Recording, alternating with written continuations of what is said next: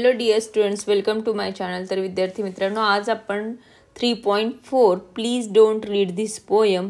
तर ह्या पोयममधले जे काही वॉर्मिंग अप आहे ते पाहणार आहोत. तर त्यातला फर्स्ट क्वेश्चन आहे आपला, have you ever been told not to do certain things. तुम्हाला कधी कोणी एखादी गोष्ट करू नका असं काही सांगितलं आहे का, किंवा सांगितलं होतं का? Did you stop doing that immediately, आणि त्या गोष्टी करण्यास नकार दिल्यानंतर तुम्ही त्या गोष्टी करण्यास सोडल्या किंवा थांबवलं आहे का? Or did you continue to do same anyway, आणि एनिवे कोणत्याही प्रकारे तुम्ही त्या गोष्टी सुरूच ठेवल्या आहेत. तर यासाठी तुम्हाला काय करायचं आहे, make a list of your don'ts in groups of 5, discuss the list and complete the following table. तर तुम्हाला खाली जो काही टेबल देण्यात आलेला आहे डोंट्सचा, तुमचा 5 जणांचा एक छान असा ग्रुप तयार करायचा आहे आणि त्यावर आधारित काही जे डोंट्स दिलेले आहेत कॉलममध्ये वेगवेगळ्या हेडिंगनुसार आपल्याला त्याच्या आन्सर्स लिहायचे आहेत. लिस्ट ऑफ डोंट्समध्ये पहिलं डोंट आपण घेतले, don't watch too much T V. आता प्रत्येकाच्याच घरामध्ये आईवडील अभ्यासाला बसा आणि जास्त टी व्ही पाहू नका हे प्रत्येकाला जवळपास सांगत असतात. तर स्टॉप डुईंग इटमध्ये मी त्याचा आन्सर लिहिले, यस फॉर सम डेज. तर मी काही दिवसांसाठी टी व्ही पाहणं बंद केलं किंवा कमी केलं. Tried it, did it anyway, ह्या दोघांपैकी एक ऑप्शन इथं घेता येत होतं आपल्याला, म्हणून मी तिथे लिहिलं आहे समटाईम्स वॉच सिक्रेटली. तर काही वेळेस मी सिक्रेटली ते टी व्ही पाहणं सुरू ठेवलं.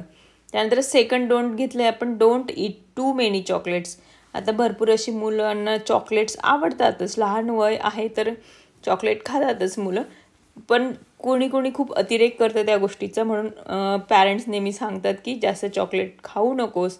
आणि स्टॉप डुईंग इटमध्ये मी घेतलं यस व्हेन रिमाइंडेड, आणि जेव्हा मला आठवण असते की चॉकलेट खाण्याची मनाई करतात आपले पालक, तर अशा वेळेस मला जेव्हा आठवण आली तेव्हा मी चॉकलेट खाणं कमी करतो किंवा चॉकलेट खात नाही. त्यानंतर ट्रायड इट, मी ट्रायड इट डिड इट एनिवेमध्ये घेतले, म्हणजे मी प्रयत्न केला. Don't shout at home. आता घरी असो किंवा स्कूलमध्ये असो, शाऊट करणं, ओरडणं जोराने, तर मुलं जर घरी असताना जोराने ओरडून बोलत असतील तर अशा वेळेस पॅरेंट्स नेहमी म्हणत असतात की डोंट शाऊट, तर ओरडू नका. आणि बऱ्याच वेळा समजवल्यावर, सांगितल्यावर मुलांवर त्या गोष्टीचा परिणाम नक्कीच होतो, आणि म्हणून स्टॉप डुईंग इटमध्ये मी घेतलं यस. आणि ट्रायड इट नाहीच येणार, कारण स्टॉप केलेलं आहे, ओरडणं थांबवलं आहे, किंवा ओरडण्याची जी सवय होती ती त्याने अगदी नष्ट करून टाकली त्या सवयीला, त्या हॅबिटला, म्हणूनच इथं यस घेतलं. आणि ट्रायड इट डिड इट एनिवेमध्ये क्रॉस घेतला आहे, म्हणजे नो. तर नेक्स्ट डोंट आहे, don't play mobile games for long. जास्त वेळ मोबाईल गेम्स खेळू नका.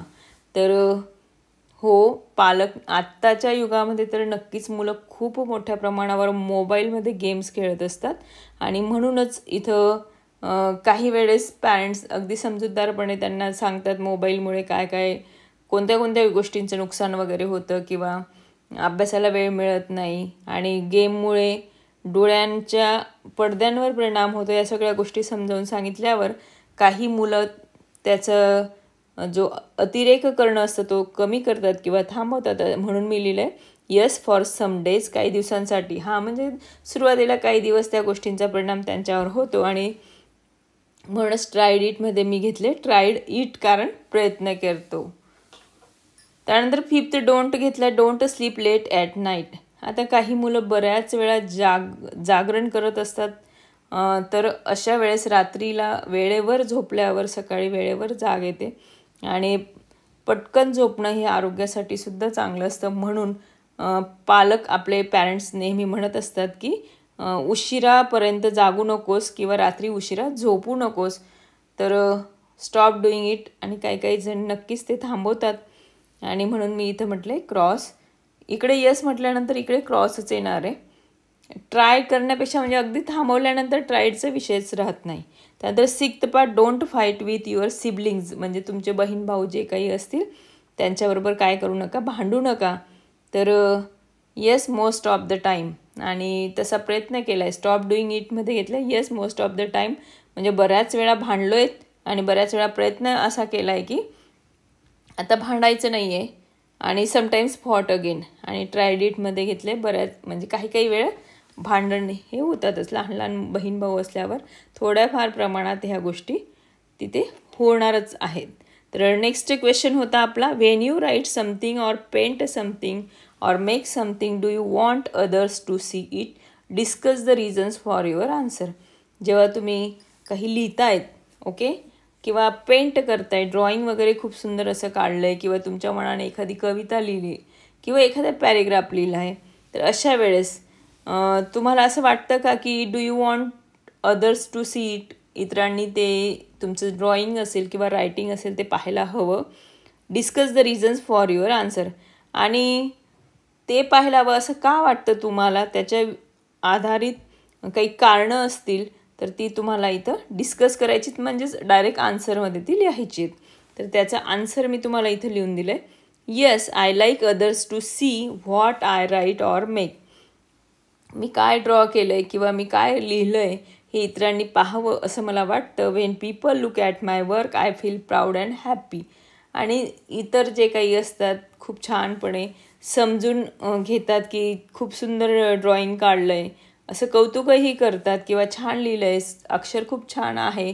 तर अशा वेळेस काय होतं म्हणे मला I feel proud and happy, मला खूप आनंद होतो आणि मी अगदी प्राऊड फील करतो.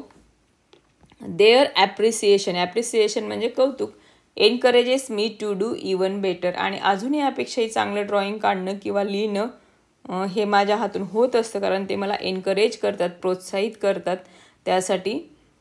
Sometimes if they give suggestions I learn how to improve my work. आणि काही वेळेस जे काही मोठे असतात आपल्यापेक्षा ते जर आपलं कौतुक करत असतील आणि काही नवीन इम्प्रूव्हमेंट त्याच्यामध्ये सांगत असेल, सजेशन्स म्हणजे काही सूचना देत असतील तर अशा वेळेस मी त्या नक्कीच शिकतो. I learn how to improve my work आणि माझ्या वर्कला इम्प्रूव्ह करण्यासाठी, सुधारण्यासाठी, अजून ते छान होण्यासाठी मी त्यांच्या सूचना मानतो किंवा मी तशा पद्धतीने माझ्यामध्ये बदल घडवून आणतो.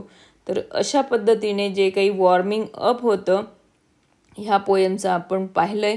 दोघांच्या आन्सर्स मी लिहून दिलेले आहेत, अगदी समजूनही सांगितलं आहे. तुम्हाला माझी व्हिडिओ नक्कीच आवडली असेल. व्हिडिओला लाईक करा, फ्रेंड्ससोबत ती शेअर करा. त्याचबरोबर तुम्ही जर माझ्या चॅनलवर न्यू असाल तर चॅनललाही सबस्क्राईब करा. आणि विद्यार्थी मित्रांनो please don't read this poem. ह्या पोयमचं पूर्ण मराठी एक्सप्लेनेशन खूप सुंदर अशा सोप्या साध्या सरळ भाषेत मी तुम्हाला ऑलरेडी एका व्हिडिओमध्ये दिलेलं आहे. तुम्ही जर अजूनपर्यंत ती व्हिडिओ पाहिलेली नसेल तर नक्कीच माझ्या चॅनलवर जाऊन ती व्हिडिओ पहा आणि कमेंटसुद्धा करा. Okay, thank you.